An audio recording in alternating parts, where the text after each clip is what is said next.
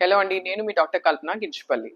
9 నెలలు కష్టపడి మోసి కనిన తర్వాత ఫ్రెండ్స్ ఎవరన్నా వచ్చి, హే బేబీ అంతా మీ ఆయన ఫోటో కాపీ అనంగానే లేదు, కొంచెం బాధ అనిపిస్తుంది అండి మనసులో. అయ్యో ఇంత కష్టపడి నేను కంటే అచ్చం మా ఆయనలాగా ఉన్నారు అనుకుంటారు.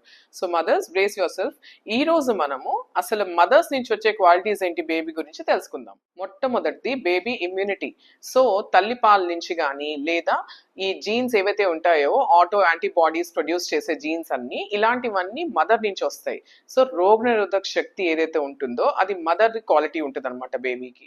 నెక్స్ట్ జుట్టు ఉంటుంది, ఉంగరాల జుట్టా లేదా స్ట్రెయిట్ హెయిరా, ఇలాంటి క్వాలిటీస్ కూడా మదర్ నుంచే వస్తుంది.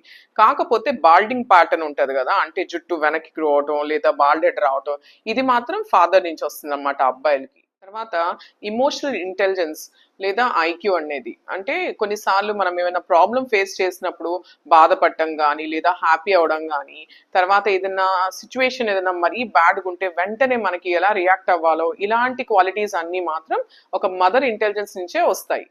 దీనికి ముఖ్యమైన కారణం ఏంటంటే బ్రెయిన్ సెల్స్ యొక్క మైటోకాండ్రియా అన్నమాట. ఇవి డెఫినెట్ గా వాళ్ళ జీన్ ప్యాటర్న్ మదర్ నుంచే వస్తుంది బేబీకి.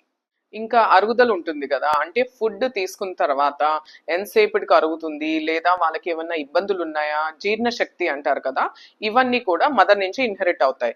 సో నెక్స్ట్ టైం ఎవరన్నా మీ బేబీ అచ్చం వాళ్ళ ఫాదర్ లాగా ఉంది అంటే కొంచెం లోపల అనుకోండి అనమాట, ఇది అచ్చం నాలానే ఉంది లోపల వైపు అని చెప్పి. Further videos please follow my page on Facebook, YouTube and Instagram. Thank you.